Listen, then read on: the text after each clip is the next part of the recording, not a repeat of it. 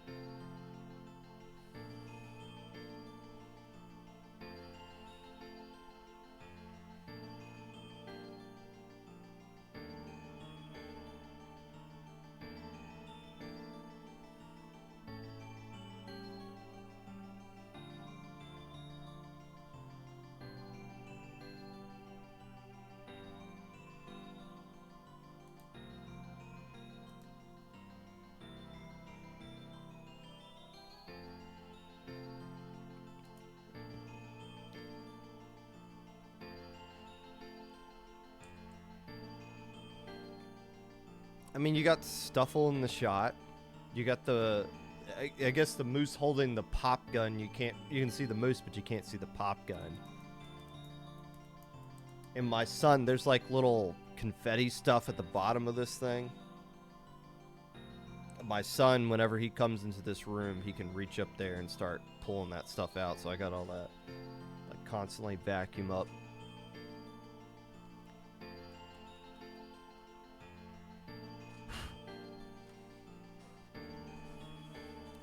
But I don't know. I just don't like I don't like looking into your soul like this. And I like looking off at this. And I don't even, like, I'm just kind of in a trance when I'm sitting here talking on this thing. So I'm literally just looking at my monitor, which is my output. So I'm just looking at myself the whole time. But it's not like I'm looking at myself and thinking it. Like, I don't know. It's a weird thing.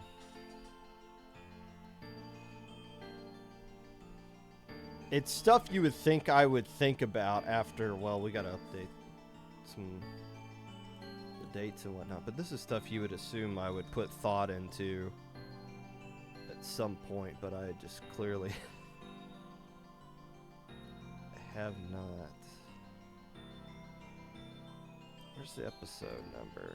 We're at 247 now. Let's finish watching 20XX. I watched it yesterday.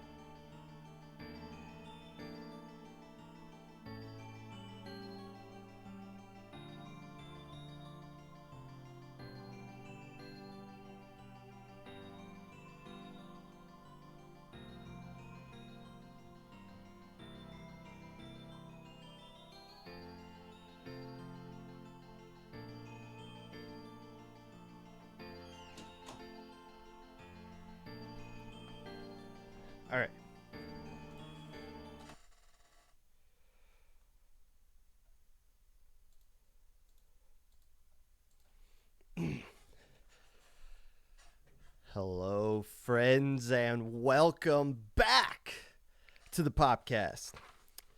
Whenever you're listening to this, whether it be live or VOD, Twitch or YouTube, or Spotify. While you are excited for Mini Splatling to make an appearance in Grand Finals, putting on baby sensory videos to relax while playing in low ink, putting up a poll suggesting I would win a fight against Mike Tyson, whatever it is that you're doing right now, appreciate you taking the time out of your day to listen to this. Unless I don't. Sometimes I write down stuff in this section for things I assume are going to be announced at this point, and they haven't been, so I don't really have a way to talk about something that isn't really in existence yet. So I'll just say this. We are going to be looking for staff for low ink. Not a lot of staff. In fact, we don't even need staff for low ink. But we need to be in a position to where we're constantly looking for new talent, constantly looking for ways to bring in new people to the TOing side of things, and be on the constant lookout for that next big monster. So if you've been somebody who's wanted to have your DM screenshotted for clout all over Twitter, anytime you DM somebody, well, boy howdy, do we got the position for you. So be looking out for low ink staff applications. We're not going to be taking a whole lot of people like we normally do.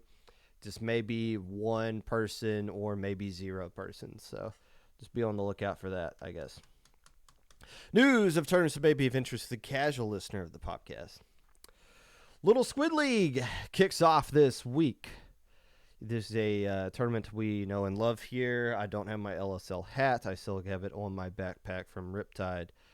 Also, In the Zone is going to be taking place this upcoming weekend as well. Those things are finally on the guild calendar, so people can see what tournaments from the Sindao.Inc. server are going on so that we can plan around it. Also, the SAC announced that it is coming back yet again.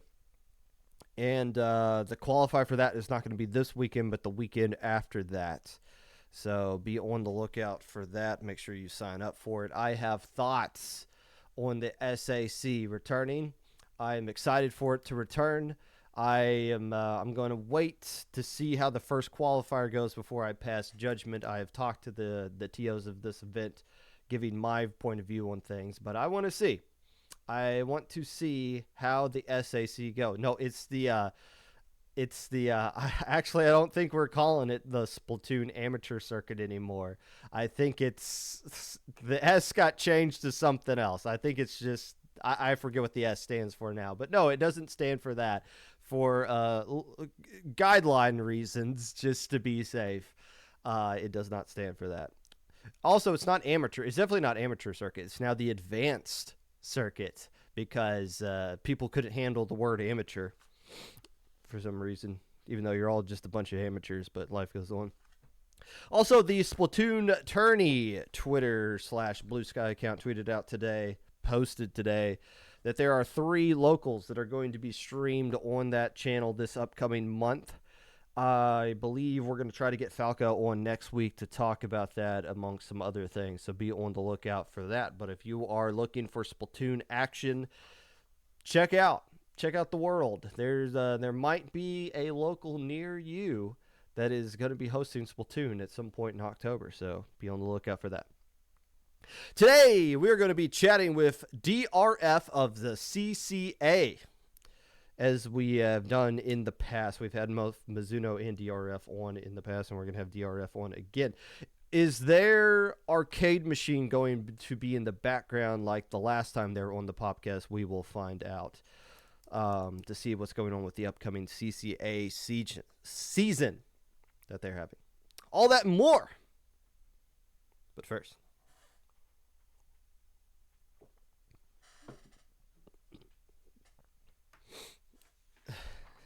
Nova Scotia? That's not a real thing. You just made that up. First off, a big fat congratulations to the 20XX staff team for a successful season. That's right. This season was a complete and total success. And a great end to the season yesterday as well. Was the viewership what they wanted? I would wager no. Without talking to any of the Dapple production staff, I would assume, even though the numbers they got yesterday were fantastic, is that what they were hoping for when the season first started? I would hope that they wanted more than that. However, in the context of where online tournaments have been trending as far as viewership is concerned this entire year, about 300-400 people watching your event live is a pretty solid number to get at times. It blows everything else out of the water. Other than Super Jump, I would assume there's no other online event that has gotten that amount of attention, unless maybe like Chara or Kyo were streaming some sort of tournament. Those things usually get a lot of views. But as far as like orgs go, and weeklies and all these other events that have been going on lately, except for LANs always get a lot of viewers. This one has gotten a whole heck of a lot of views in context as of late, even though I would argue they would want that number to be much higher next time around.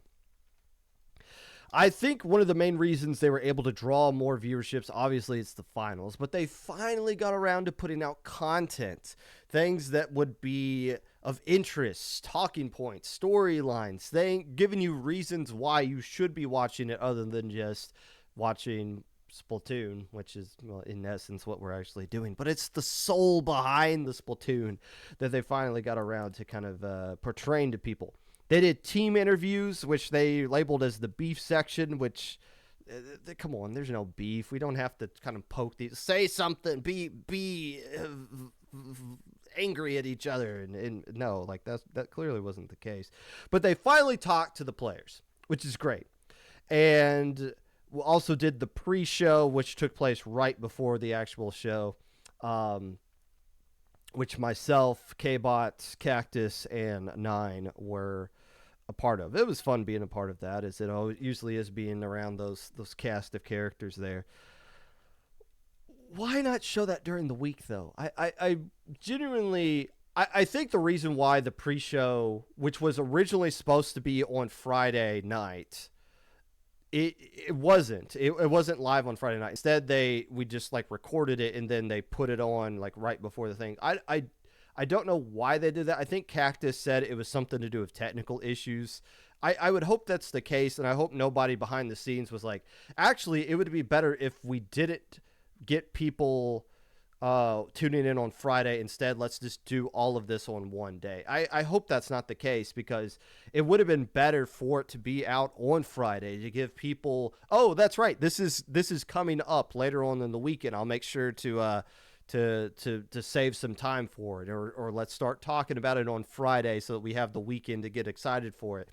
The team interviews, I thought that was obviously an important thing to do if you're going to do a league. I would have loved to see more of that stuff come out sooner. I would have loved it if they actually spent time talking to the 8 teams that made the league. Let's hear from Dat Kid Fan Club, from Hinlow Fan Club, from Celestial from week 1 before they disbanded, or after they disband, then start talking about like, hey, wait, where'd you guys go? What are you guys going to do now going forward? And then BTDX, obviously, as well. Like, that's the point. The draw for making it to the group stage is to have those 3 weeks where everything is just built around conversations around those 3 teams. And we never got to the conversations until it got to the point to where it's like, okay, the finals is in 1 hour from now. And it's like, what? So that's, more build-up is something I would have loved to see going forward with that. But... yeah, I think there might have been some technical issues. Cactus says there were technical issues going on that just weren't expected, that forced us needing to just record it. We really wanted it live during the week, but it just couldn't happen. Well, fair enough. I'm glad that's the case, because I was worried that somebody thought it'd be a good idea. But obviously that was a little bit, it would have been better if it was live, but technical issues are what they are. So hopefully that can be, but my point being being able to generate interest over the course of time. Like 20XX should have been a thing that Dapple Productions smacked you in the face with for the entire month. And it seemed like it just never really got around to that until it was like, hey, here's what the casters think is going to play this week. And people are like, wait, teams are playing this week? But regardless of that, this was still a successful thing. And I'm sure there's a lot of things that they'll reevaluate and determine for themselves, they being Dapple Productions and the staff behind that, for things that they'll want to change next time. I will say this. I think you are going to see Rainmaker disappear from a bunch of other tournaments, largely because, well, not largely because, exclusively because Dapple Productions and 20XX decided to do it, and it worked out so well. I think you're going to see trickle-down effects from that. Is everybody willing to go 100% full splat zones only?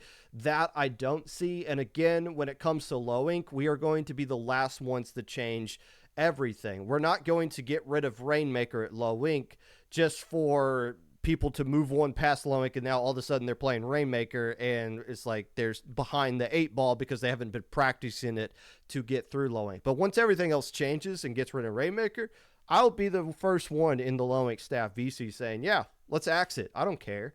I don't play this game anymore. I don't care what modes go on, and it's not like Rainmaker's the most exciting to see. So definitely credit to Dapple Productions for that. I've been saying a long time, you can make suggestions of what bans are all the time, but until a TO finally says, all right, let's do it, nothing's ever going to get done. So 20XX went through it. The world did not end because they banned something. You're going to see that follow suit. Leadership's being shown by Dapple Productions. You got to love to see it there. But that's not the point. The point is not the viewership. The point is not the content they created. The point is not the exciting grand finals that we got yesterday that leads to the talking points. The point is the event happened, and it happened successfully.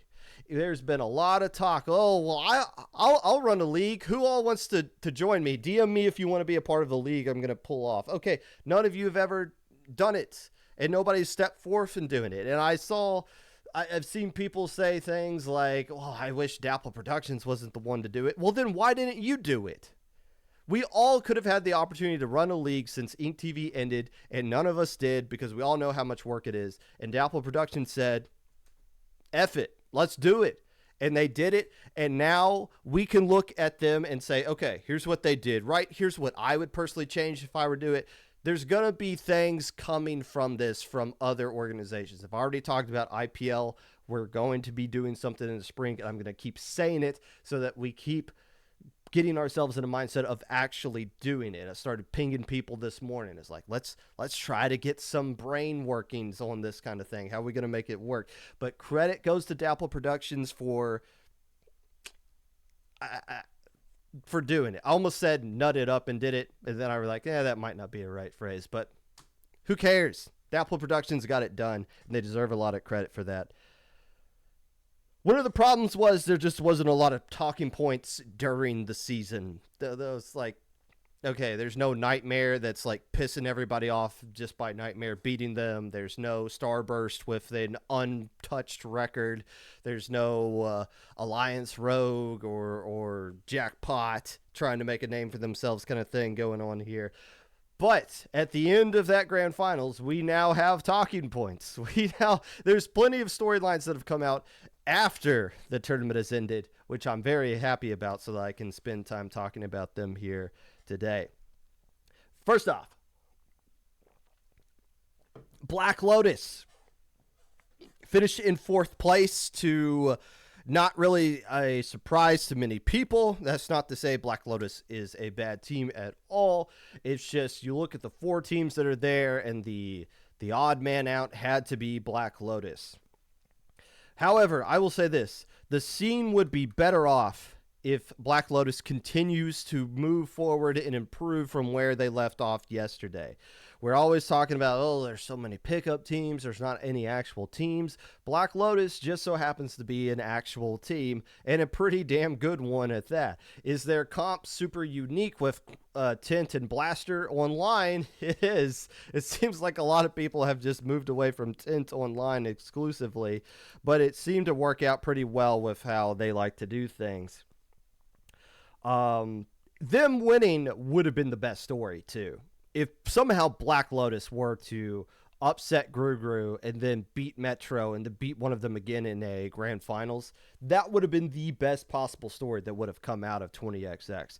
What you would have had there is the emergence of a brand new team that we have to talk about in the upper echelon of all these other teams. Obviously, it didn't happen because Black Lotus is not there yet.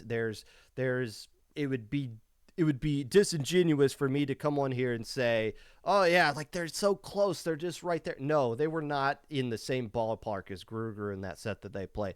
Moonlight, though, they looked like they could hang with Moonlight, and they looked like they were capable of beating Moonlight, just didn't get the job done. But Black Lotus, if you want the scene to grow, you would want to root for Black Lotus. You would want to see a team like that continue to improve, to make more of these top fours in these leagues, in these major events like this. Is that going to happen? We'll see. But the better Black Lotus does, the better our scene goes, because we got a new team then that we can add into the fold of conversations that we like to have, especially when it comes to teams like Moonlight, who always fix that role as far as hey, they're an actual team, but they don't have quite the results that they're looking for just yet. I'll say this about Moonlight, who finished in third place. They ended up with the safe result. Anything worse than that, if they didn't make top four or they lost to Black Lotus, that would have been seen as a failure. That would have been the equivalent of when I saw them at Riptide losing to Hello Dubai, and that all four just looked like they were just so sad up there.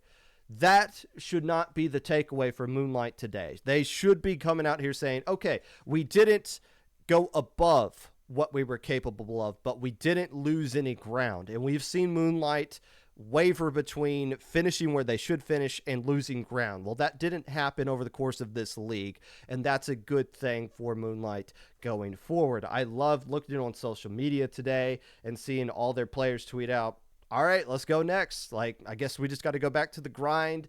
They felt happy with where they were and happy with the progress that they've been making. Seems like Moonlight mentally is in a good spot after finishing third place in a league like this, which is, you should feel good about. Yeah, I mean, they're just so easy to root for. Are they going to knock off one of these +0 type play like teams, these pickups? I mean, they've shown flashes of it before, but nowhere near consistently. Yes, they beat Starburst once, and then they turned around and got spanked by Starburst. Yes, they were the most competitive team against Metro in both this and Super Jump, but can't get the job done when it comes to it. They're not getting swept by these teams, but they're still not able to do a whole lot of damage in these other modes, especially when it comes to outside of Clan Blitz. Yes, they are not a one-trick pony, but you can't deny the fact that Clan Blitz is their best shot at getting wins right now, and when they don't get wins on that, you just get the sense of like, okay, well where are they going to come from? Where are they going to gain the ground from that? I love the fact that they're trying a lot of different things. The roster for Moonlight has never changed, but who they are playstyle-wise has completely changed. It seems like every other month we're getting a new version of Moonlight. There's this episode of the Chippendale Rescue Rangers from like the late 90s, late 80s, early 90s, where they're stuck on this island and they're like in this volcano trying to escape it, and they're like building some sort of contraption, and Chip says, all right, now we're on plan Q, and then like the contraption they build explodes, and the Chip just automatically, without missing a beat, says, all right, now we're on to plan R. That seems to be what Moonlight is in. They're trying to build out of the volcano. All their plans, they're trying it. It's not working, but they're already moving on to the next thing. That's why it's easy to root for them. That's why they're are the most popular team, even though the results don't back up the amount of hype that they've been getting up to this point. Moonlight's in a good spot going forward. Metro, though. Oh, my goodness. Good golly, Miss Molly. What got into Metro yesterday? They took on Gru and treated them like you guys were playing against Metro. Like that, like it should not be the dominance that they showed against Gru. That should not be taking place. When you think back to March of last year, that was in the middle of Starburst's reign across the entire western scene of the world. Starburst was playing Sayonara in the grand finals of the PAX Nintendo tournaments, the LAN event. Starburst played Sayonara in a best-of-7 set and beat them 4-0 in front of everybody in dominant fashion. Like, none of those games were ever particularly close. In fact, that Rainmaker Undertow game, they looked genuinely bored to be playing that video game at the point with how dominant they were. That was, in my mind, the biggest beatdown at that high of a level that I think I've seen up to that point. You got a lot of flashbacks of that, looking at Metro playing against Gru yesterday. In the top 4 of winners finals and grand finals, Metro versus Gru. They played 9 times. And in those 9 games, Metro beat them 8 of the 9 times. 8 out of the 9 times. And if you go back to Super Jump, when Metro first became a thing, they played against a team that was made up of Bagel, Biscuit, Kyo, and Ice. So Bagel, Biscuit, and Kyo were the same ones that were on Gru yesterday. If you combine those sets, all of the ones that Metro has played against Kyo, Bagel, and Biscuit, they've played 12 games and have won 11 of them. 12 out of 11. Some of the best players that Splatoon has ever created played Metro 12 times and beat them a grand total of 1. They have a winning percentage against those players over 90%. That is a joke.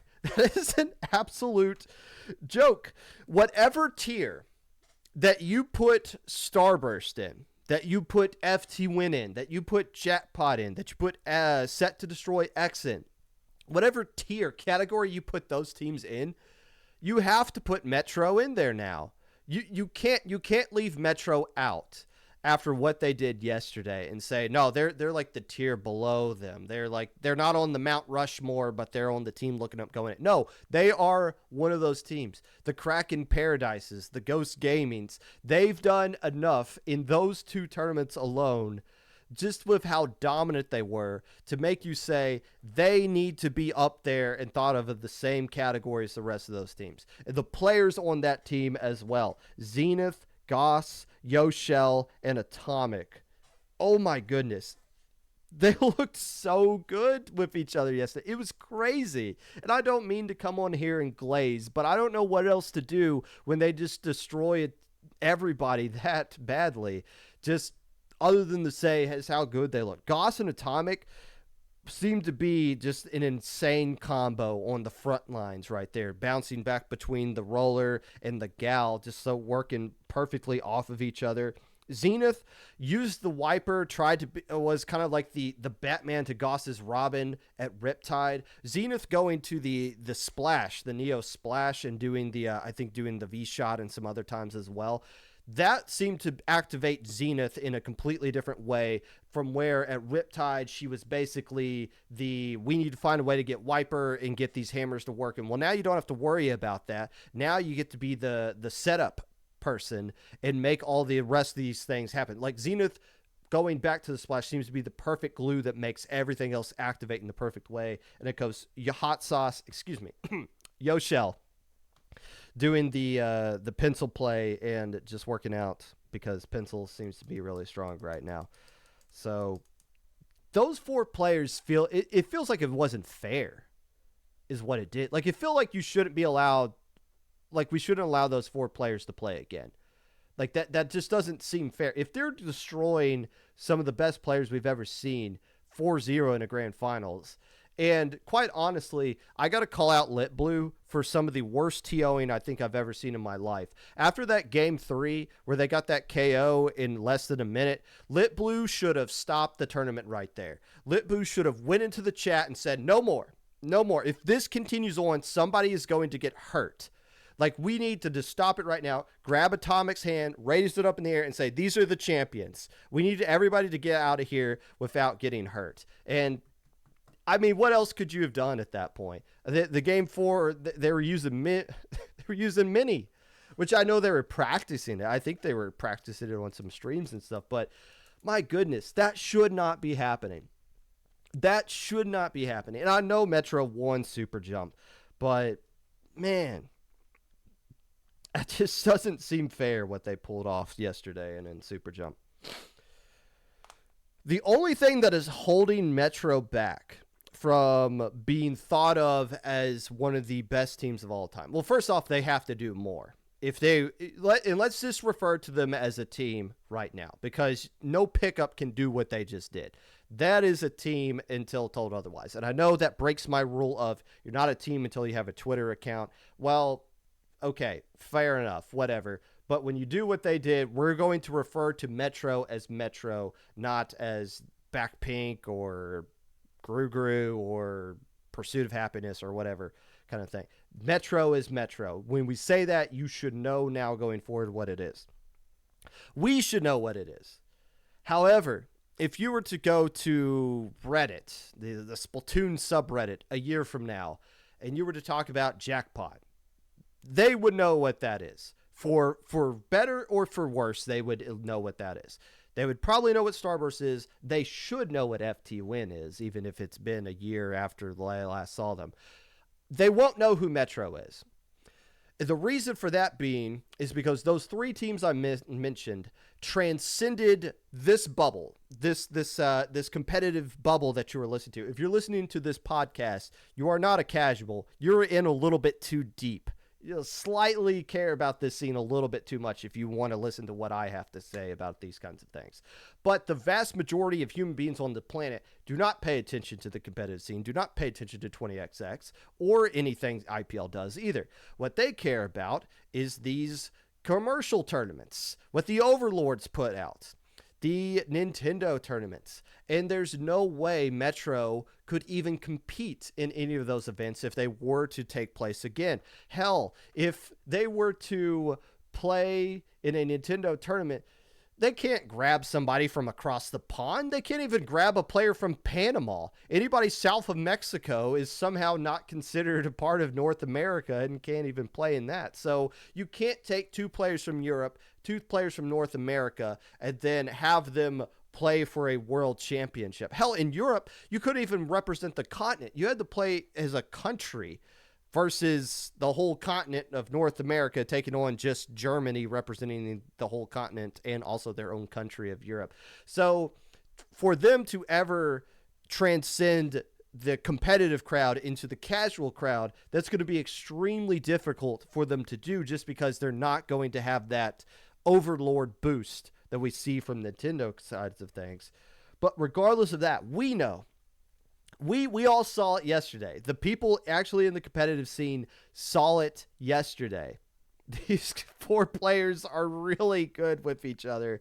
And Well, if you talk about the throne being open with Jackpot leaving the scene and Starburst and FT Win in flux to where they're just making pickups with each other, if there is a throne that is open right now, could there have been a more assertive statement made by anybody to say, I'm going to take that throne than what Metro did yesterday? I hope we see more of them going forward in these other events. I don't know if they're team pickup. I don't care anymore. Metro, we need to see more of that because that was insanely impressive what they were able to pull off. And without 20XX, again, this is a conversation we wouldn't even been having at this point. Well, we don't have any teams. There's nobody to really root for. There's nobody at the top. No, we have a clear established team at the top now. And I think that's pretty cool. Prochara says, Moonlight's new comps seem to be on the right track for meta developments, but we need better execution. I am confident those things will improve. Execution comes from repetition. So I'm just assuming that's just we need more time to practice the things that we've been doing now to get the most value out of it, which is fair enough. We need to come up with more excuses for you guys to get that practice in. Maybe y'all can play in the CCA. We'll ask DRF in a minute. Before we get to that, though, let's go ahead, move on down the list so we can get to these things the CCA folks are here for. Till then, it's the weekly recap.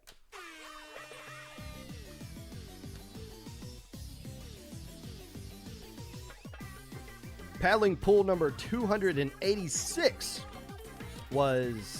took place on last Wednesday. It was won by What You Know. Second place went to Super Sigma, and the third place team, I can't even begin to pronounce that correctly, so I'm not even going to attempt to.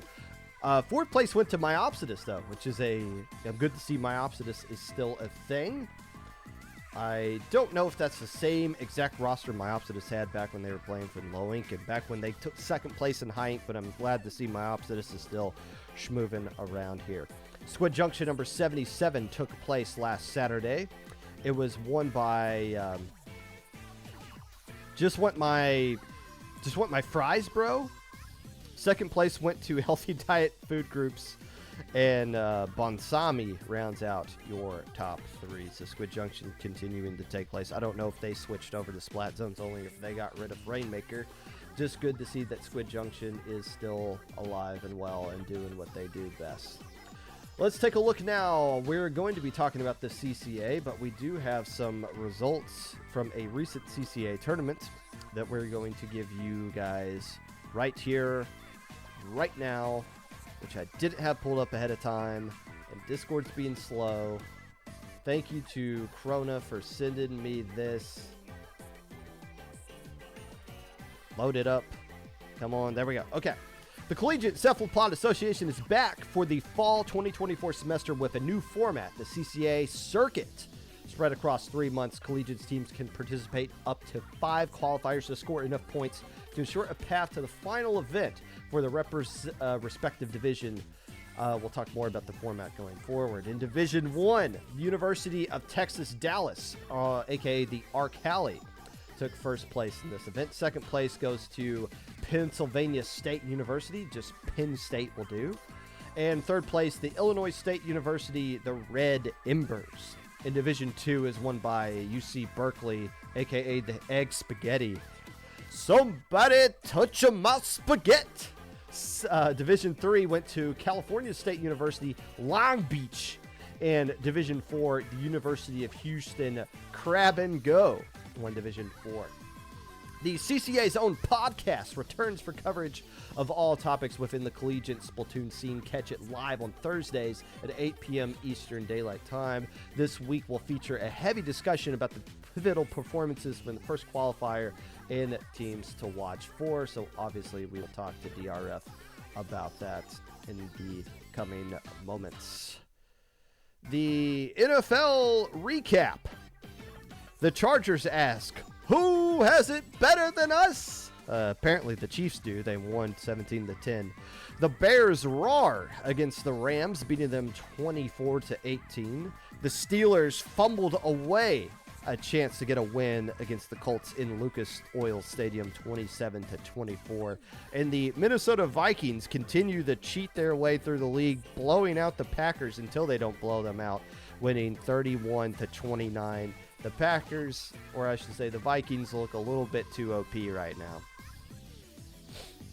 Still not picking Sam Darnold on my fantasy team. And that was your weekly recap. Sponsored by Tent versus Kraken matchups. Are we totally sure that this game is done? Are we 100% sure that this game is completely finished and we have the best version of the game right now? Because I'm getting the sense that Kraken versus Tent, whenever we see that, it just doesn't work out. And it is absolutely insane. Do we have the clip of it here? I'm looking through Cactus's Twitter. Do we have it? Oh, yeah, we do. Oh, yeah, we do. Let's go to this. What is going on here? Kraken, so hold on, K-Bot. We don't want to hear you right now. So this Kraken goes headfirst into a tent, kills 2 players through the tent, and then Nolan falls through the floor because of it. What is that? What even is that? Like, Black Lotus did everything right, and they still got a 2-for-1 that worked against them. That makes no sense. It's like those two things collide with each other. And this has happened in the past as well.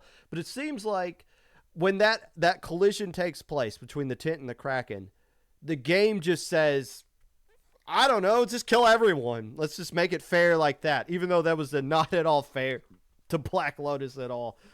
Oh, boy. So that awkward interaction gets to be the official sponsor of today's segment of the weekly recap. What the hell was that?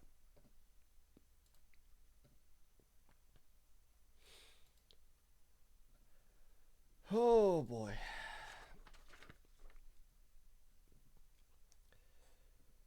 Oh, boy, oh, boy. Well,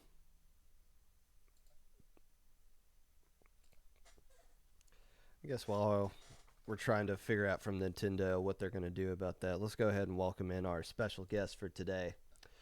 So welcome into the Popcast, founder / TO of the CCA and player for the worst map and mode ever used in competitive Splatoon, DRF.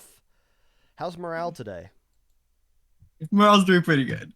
But, you know, other than you just trying to bring it down a notch with the call out to TZS there, you're starting to sound like you hang around Nito a little bit too much. Well, let me just, excuse me, I forgot to add in, reigning Div 3 champion. There we go. DRF yes. As well. How you doing? Do you know what the pinned tweet on your Twitter is? I'm assuming it's still Riptide Ink Lawyers, because I don't think I've changed that since. That's right. Is that because that is you haven't had a result yet that would top that? I think it's still probably my proudest accomplishment from as a competitive Splatoon player. So I think that's still something that I hold dearly onto. So nothing against, anything I've done with TZS or anything like that. But I don't know, that was something special about that run. How is playing in Riptide with an actual team, though, versus that Ink Lawyer thing, which was a pickup? Even though the result might not be as high as it was before, just the being able to play for actual teammates for once. Yeah, I mean, we got to do it last year, and we definitely did not meet our goals, but doing it this year and having a couple of stellar sets, I mean, I think we played exactly to our seed, but I think we also exceeded a lot of people's expectations just based off of what I've, kind of heard.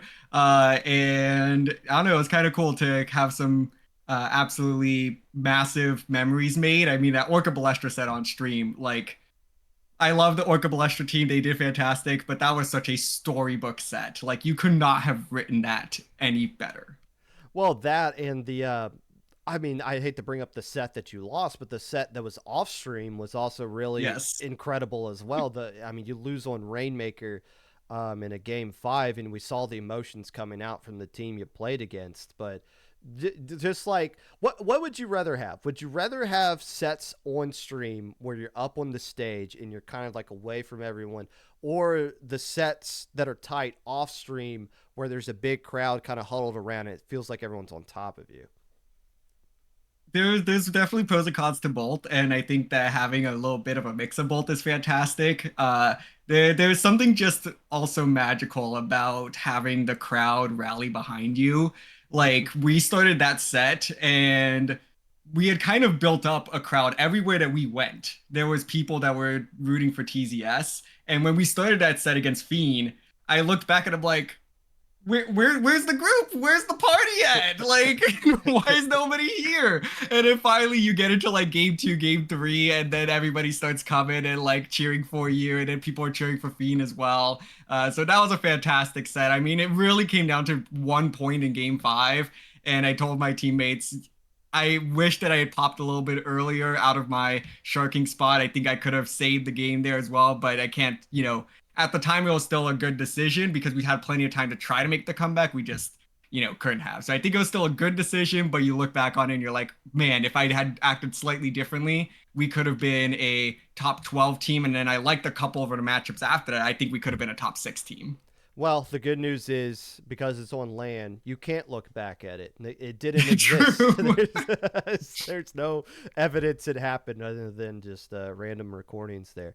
Um, so it wasn't just obviously Riptide was the Splatoon was the main event, but there was a college tournament that was going on there. How much of a hand did you have into that? A big hand. Yeah, I was like the main person facilitating that alongside Mizuno. So we got a chance to work with Kraken, Raze, and Aaron to make that a reality because we were there last year and running that collegiate side event. We had 5 teams, and they also were like, "Hey, you have a 2-hour window to figure out how to get everybody." To get 5 teams to play a tournament, so we had to do some fun magic there, trying to figure out the format. And then this year, it's like, oh, now we have 14 teams, but they also allotted us 4 hours instead of 2. So that was a huge difference maker there, and it was a lot of fun. So I know that it was really late, and then there's also the water park after dark thing going on. So we didn't get quite the crowd that we were hoping for, but it was still a really fun event to be able to run and commentate.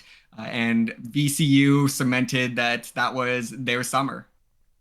14 college teams playing at a LAN. Is that officially the biggest Splatoon college LAN that ever took place?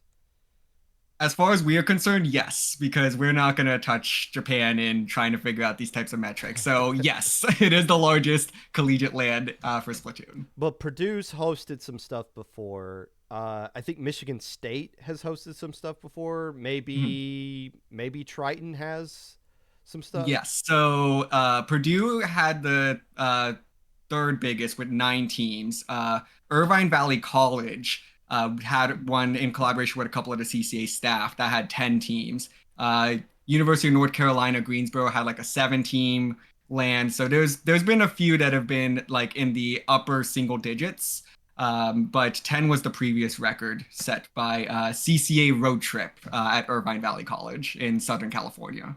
So the CCA season has kicked off. You had your first qualifier.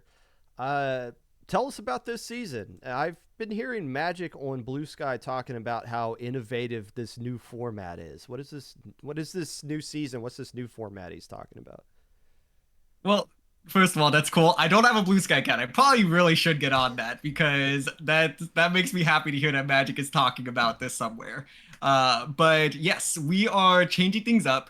The CCA has become very well known for running our CCA League. We've done it for 5 seasons now, 5 semesters. But coming into the fall semester, we wanted to change things up for a number of different reasons that I could get into later. But essentially, we wanted to take a bit of a page out of, circuits that we've known, such as SAC, and see if we could apply that to the CCA in a new, fun, and innovative way. So we have 5 qualifiers that are going to lead to a capstone event. But here's the kicker is that we have dynamic divisions. So we recognize that one of the problems in the Splatoon community is that everything runs through this idea of divisions. And they are relatively static for months on end, and people really tie their identities to it. And at the end of the day, you probably end up not being really in the division that you started in. So the idea here is that what we can do is with each qualifier, we start promoting and relegating teams from division to division to ultimately try to get them into the correct division at the end, and they would qualify for the capstone, the division capstone that should meet their skill level. So it's kind of like how football, I guess soccer would do it, to where if you don't meet the certain standing in your league, you get, I think the word they use is relegation, where you get like moved Yes. down to another division. That, and you're doing that all in season. So that Yep. would be the equivalent of Ludi being like, "Oh, you're 0-2 in your group. Like you're just done. We're moving you down a division or something like that." Yeah, exactly. That's what we're trying to do is just get people into the right spot. So that's going to change exactly from qualifier to qualifier. So the teams that kind of finish at the bottom of Division One might see themselves in Division Two come next time. That Crab and Go team that dominated Division Four is easily getting promoted to Division Three. They might even make a jump to Division Two. But again, it's going to depend on who signs up in each qualifier, and we'll have to kind of make those adjustments. Oh, so it's okay. So it's basically like Flutie style. You're just seeding the teams that Mhm. sign up for that. Because I was about to say, how would you, if a team were to move up, it's just based purely off of results, and would it be like the eyeball test kind of thing, like you would see with college football rankings like that? Exactly. So it's going to be based on those previous results and then a bit of the eyeball test as well, which actually goes into part of how we're handling the capstone events. So the way that we determine which division you're ultimately qualifying for, and again, I don't think this is a perfect metric by any means, but it's the solution that we came up with, and that is to take the median division. So if a team were to play in 3 qualifiers and they would play in, let's say, Division Two twice and then Division One, well, they would really qualify for the Division Two capstone because two would be the median. And we think that that's probably the best metric to figure out where a team should be at the end so that they don't get entirely screwed out of, oh, wait, they got good like right at the end, but they don't have enough points to qualify for Division One's finals. Right. How many teams did you have in the last qualifier? So qualifier one, I believe at the end of registration was like 107, but I think after a couple of drops that dropped down to either 99 or 100. What So, the which heck? is absolutely crazy because a circuit does not get those kinds of numbers anywhere else. Okay, so what is the qualification to be a college team? Do you just do you need, do all 4 players have to be from that university? Do you have people that do pickups? Like we're all just college players, we're just doing a pickup. We're like the Big 10 team or something like that. Like what makes you eligible for the CCA? Yeah, it's having a minimum of 4 students from the same university. Even your entire roster just needs to be from the same university. Like we used to do the idea of a couple like super teams and pickups and stuff like that back in the day, but the CCA has grown enough to where we have consistently over 80 colleges participating. So we really have to be strict on the requirements now to avoid those super teams. I mean, go build your super team with the folks from that same university. If you've got like 3 teams, you could either split your talent evenly or you can try to stack it to be a true varsity JV system. But yeah, you have to all be from the same university. That is 107 teams made up of only college kids exclusively from the same university. That is, has it dawned on you how ridiculous that is? Yeah, like it's crazy. like we're lucky nowadays to get 107 in low ink. I mean, we'll get a little bit more than that, but we have access to all of planet Earth. You have a very niche pool and you're pulling that off. That seems ridiculous. I almost want to say you're lying to me, but there you go. Now, if for further context, because I know we talked about this before, just because you get four kids or four students from one university doesn't mean that university is like endorsing and like sponsoring that event or that team, or they're providing equipment. It could just be four students from one university and they're just playing out of their dorm room. Correct? Yeah. Okay. Exactly. Every university is different. That's one place that we're still seeing a little bit of struggles with, but we are slowly seeing more and more teams get the invite from their university's respective esports program to start representing the university in some capacity. Now, this is sponsored. Is that correct? Is that what you told me about? So yes, the CCA is sponsored this semester. We are partnering with Asus ROG, Republic of Gamers, to be able to provide the CCA with some support, a little bit of funding, a little bit of prize support. So that's been a huge, huge part of making some of this possible. And don't think I can fully say everything that Asus is providing yet, because I think there's a few things that still need to get settled on the back end. But they're gonna definitely be a larger part of the growth, not just the circuit, but the growth of the CCA, in my opinion. Could you share any details on how this sponsorship came about? Like, was it you that approached them, or did they know who you were? Like, how did this happen? Yeah, so we actually worked with well, we actually saw this on Twitter. Uconnect is I guess, company that really focuses on getting collegiate programs connected with sponsors. And they actually talked about Asus running this new fall initiative. I think it's called like eSprouts or something like that. They want to support grassroots organizations, basically. So we got in touch with them, went through an application process, and they said, hey, we really love your stuff. The Uconnect coordinator actually had been aware of us for some time. So we almost, as soon as we basically filled out the application, within a day, they were in our DM saying, all right, let's start talking because we want to get something set up here. So it's just really about being in the right place at the right time and knowing a couple of the right people. So this will be, honestly, I think this is the yes, the sixth, no, the fifth semester that we have had a sponsor. That is that's some good stuff here. There's Why are we not talking more about the CCA? Or is it just That's what I'm saying. do you guys like exist in your own bubble kind of thing? Because I feel like this is a bigger story than what we normally see with competitive Splatoon. No, you're absolutely right, Popgun, because that's one thing that I think the CCA, like us as staff, feel like we do have a little bit of a chip on our shoulder sometimes. That sometimes there's talks that go around about whether the CCA is legitimate or not. And I don't know, like I think it's, kind of dumb that we aren't more in the forefront of the conversation. Maybe it's the way we market things. Maybe it's just that folks see us as a gateway organization, which we totally are. I mean, we have a lot of folks, I should say, that are playing competitive Splatoon for the first time. But with the way that we've been approaching things, especially in the last 365 days, and the things that we are outputting that no other organization in this community is doing so, I think it's kind of dumb that folks are focused on stupid things like our map pool that make us less legitimate than other organizations. Fair enough. Totally fair. What's this? So breaking the fourth wall here. I sent you like, hey, do you want to come on today? And you sent me some things you wanted to talk about. What is this bullet point about tournament fees? Like, is there like a buy-in to play in these events now? Is that what that is, or what is that? No, not yet.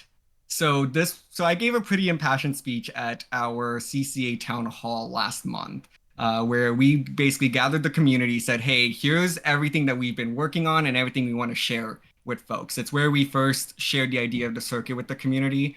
And one of those things that we talk about as well is the financial aspect of running a tournament organization, and the fact that tournament organizers are consistently putting things out of their own pockets to make all of these events a reality. And the thing that I really wanted to drive home is the idea that tournament fees should become a more regular part of this community. But like not every tournament, like the 1 day tournaments, I think keeping those free to play absolutely should stay the case. But it's one thing that we are taking very seriously moving forward. And part of why we brought in the circuit is to hopefully give us more time to explore those avenues. Because at the end of the day, I truly believe that the CCA offers one of the best tournament products this community has seen. And when we operate something like the league, you're getting 6 to 10 weeks of gameplay for free with stats, with podcasts and analysis, with insane production, and nobody has ever collected a dime. And I want to be the people that change that rhetoric because I think it's ridiculous that folks come in with the expectation that all this should be free. When in reality, like if you're gonna get 6 weeks of gameplay, like what is $1 a player? What is, $5, $10 a team? That if we look back at last season, we had 134 teams. We'll simplify the math and say 100 teams. And if we charge $10 a team or even $1 a player, we're looking at somewhere between $700 and $1,000 that can cover so many costs, or even just buy our staff a cup of coffee for once. Like, like I'm tired of like basically just having to tell my staff like thank you so much for doing this, thank you so much for doing this, and like they're just continuing to do things for free. Like I'd love to just help them out just a little bit. The idea of pay for play has been tossed around. Maybe you've seen conversations between other TOs talk about it before as well. I I think one of the reasons we've always been hesitant of it outside of the college world in the like competitive Splatoon in general is just if you have an open tournament and you have to pay to get in, well, why would I pay $10 just to get my ass beat by Metro when I can do that in any open tournament outside of that? So it'd be, I guess in my mind, we would think, well, the only people who would buy into that would be like the 8 or 10 teams that feel like they could win an event, and you wouldn't get like you wouldn't get the lower levels or the casuals that'll sign up because it's like, okay, I'm not getting anything out of this. And also with Law Inc, it's like, okay, cool, you gave me $10, I'm still not giving you lag rules. Like I'm still not. That's still not going to be a thing. Like the product That's going at the to $20 increase. tier. Yeah, but like our product that we're offering you is not going to change, I guess would be the thing. But I get where you're coming from with that, and I'm glad. There's several people that are again glad you guys are kind of pioneering that or will pioneer that to see how it works out. So yeah, I am kind of curious about how that would be. Yeah, do I see tournament fees being a thing across the board? No, I never see Oh, that heck being a no. thing. But again, you're talking about the amount of work that you guys put into this. Um, we'll see how that goes for sure. You Yeah, mentioned stat. absolutely. You mentioned stat collection. What you Yeah. got on that? So we've been just collecting stats for every event that the CCA has been running for, I think, about 2 years now. And that's been led by Hoken, who from the University of Central Florida, part of the Night Sharks.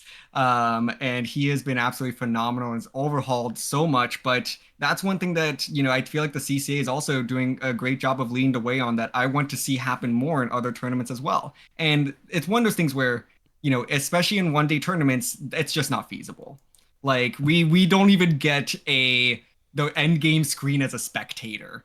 And that's something that has to change as well. But that's an entirely separate rabbit hole to go into as we bark up Nintendo's tree here. But regardless, like stats collection, especially in a league format, there's just so much power that could be had there. And it's one of those things that communities need to leverage more because we even do community stats collection. Krona, who is the one that kind of feeds you our information every week, Mm-hmm. has been running our State of Collegiate Splatoon, which is our annual project where we just collect data on the entire collegiate Splatoon community to figure out where is this community at, where are teams progressing in terms of making advancements towards university recognition, where are their pain points, where are things that we need to improve and are doing well on. So stats is is really one thing that we like to drive home. And I don't know, it's one of the things that I am so proud of that we have been able to do and just share with our community, our commentators, everybody. Has there ever been anybody from Nintendo? Has there been an overlord that has reached out to you guys for anything, anything at all? No, not directly. We have been told in the past that Nintendo is aware of us. And That's that's kind of been through the grapevine. So it's a little ominous, yeah. but we have never been directly contacted. So the day we do, regardless of whether it is a, hey, you guys are doing cool things, how can we help you? Or cease and desist, I will consider it a win.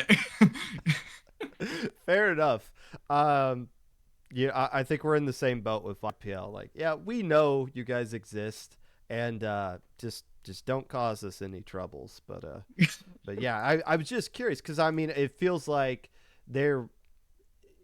I don't know. I saw them at Riptide, and I feel like they're Mm, trying to dip their toes into some of the like the grassroots things, um, and the things you're kind of talking about. Like you're getting sponsors, you're growing your scene across other things. It's all good stuff, and it's just insane that you're doing this at 100% grassroots level, which is mm. just another testament to how awesome all of this is. When I have you on this podcast next year, let's say episode 290 something, Sure. where do you think the CCA is going to be at that time? Because when I had you on last year, I didn't think we'd bring you back on to talk about 107 teams and possibility of adding tournament fees and sponsorships and all that stuff. Where would you like this? Where would you like? What would you like for us to be talking about this time of year from now? I feel like the next natural step is obviously numeric growth. I would love to surpass 150 teams. We'll see if we maybe can hit that in the league in the spring, but time will tell there. But I want to also really see more lands, just to start seeing more regional things pop up and seeing if there's a way for the CCA to start lending a hand for folks in just different pockets of the country, to be able to do things. I think the next natural step as well is international. I mean, we already have two teams from Canada. We did a collaboration event with the NSC, the UK Collegiate Splatoon League, which again, I'm sure many of you don't even know exists. But I think the next couple of steps are, numbers growth, lands, and expanding to more countries. Do you see a point where maybe some of these lands you're talking about turn into locals, whereas like Purdue is hosting the Indiana local or something like that, to where it's more open to not being restricted to just college students? Yeah, I mean, colleges I think can be very natural hubs for these kinds of things. So it really just depends on the university if they would allow it to be open to the community or if they want it to be something more collegiate restricted. But a lot of schools are starting to build esports facilities. So yes, I think it's an absolute possibility that you see both, that it's a collegiate community running a local and then also being a hub for regional collegiate events. If we were to open up that GameCube behind you, what is the game we are most likely to see in it? Ooh, that's a good question. I'm gonna say Mario Party 6 or 7. Ugh, really? Not four? Because like No, I it don't own started. 4. You don't know? Okay. Well, it. I I I mean, owned every Mario Party after 6, I believe. okay. So Well, 6 and on. it's not like four was great, but it was like the peak for what the GameCube was falling off. Is that the Game Boy Advance attachment at the bottom as well? The Game Boy Advance player? Uh, see, I think no. it's not. I think it is. What are you looking The at? the at the Oh, very this. bottom, Oh, like yeah. attached to it. Yeah. Or is that Yeah, yeah. So yes, I believe that is. Yeah. okay? Well, you obviously haven't used it. Yeah, no, I haven't probably used that in since I was like 6. Fair enough. All right. Well, I'm glad we reached out. Or Krona sent me the weekly recap or whatever, and I was just like, well, I got time. Do you guys want to come on and talk about it? I'm glad we talked about this. I think you're right. We should be spending more time talking about the CCA, and it seems like that conversation is going to be driven by you guys. So continue to beat that drum, and we'll continue to sing your praises here on this show at least. Absolutely. Hey, like I said a couple of weeks ago in your chat, you got to be willing to take some risks, and as long as it's well educated and thought out, it's 100% worth taking because that's how you start to get new, fun, and exciting things in this community. So we want to be the people that lead the way on that, and we're not afraid to change things up just for the hell of it. And if you ever get around to where you get so much money you think you want to start paying some commentators, hit me up. I think I did a lot of there was some college I kept doing over and over again. Like solo commentary. I forget who they were. I Uh, probably University of Central Florida. I know. I think you did a couple of uh their matches. I think I So was like following something. I was like the voice of one university, and I just kept playing, like following them whenever they kept playing against somebody. I forget who it was, but yeah, I think I might have done Central Florida at some point. It was kind of a hey, well, we'll try to get you back on at some point for sure yeah. because we everyone loves when you come over to the CCA and get to say their name because any time with Popgun is a good time. Well, good. Well, we'll try to keep up that incorrect narrative in your minds. This DRF, enjoy the rest of your evening, and good luck with what you guys are pulling off there. Congrats on what you've done so far, and we'll check back in a year from now. How does that sound? That sounds good. Can't wait. And that was DRF, the TO and co-founder of the CCA. We talked to Mizuno on this podcast as well, representing the CCA. We talked to Magic back in like episode 10 about the CCA. So this is something we've been talking about sporadically over the course of the 247 episodes. 107 teams. Damn. That is, and you got to keep in mind, again, this is restricted to you grabbing 3 of your college classmates. If I played Splatoon back when I was in college, I would not have the courage to go up to 3 other. Hey, do you play Splatoon? Do you want to like play with me? I'm sure it's like different how you like approach people with that, but the fact that there was 107 teams playing in a qualifier is just bonkers. And it seems like they've got a good idea for how they want to do it. The different div week by week system that they have working with that. I'm sure that is a ton of work on the back end, but some awesome stuff going on with that. Really awesome stuff. So that's going to do it for today's episode of the Popcast. We're going to reach out and try to get Falco on for next week and talk about something else. I don't know. Maybe something crazy will happen in the community. Maybe we'll talk about the CCA again. I don't know. If you'd like to be part of the Popcast in any way, feel free to reach out my socials below. Twitter at Mr_Popgun, Discord at Popgun, YouTube at 25 Popgun, Twitch at Popgun25, Anchor.fm/Popgun, Blue Sky at Popgun. Just Popgun. Just Popgun. Come on. Make sure you get vaccinated, stay safe, wear a mask when applicable. Don't do anything dumb between now and next week because I appreciate your viewership. Unless I don't.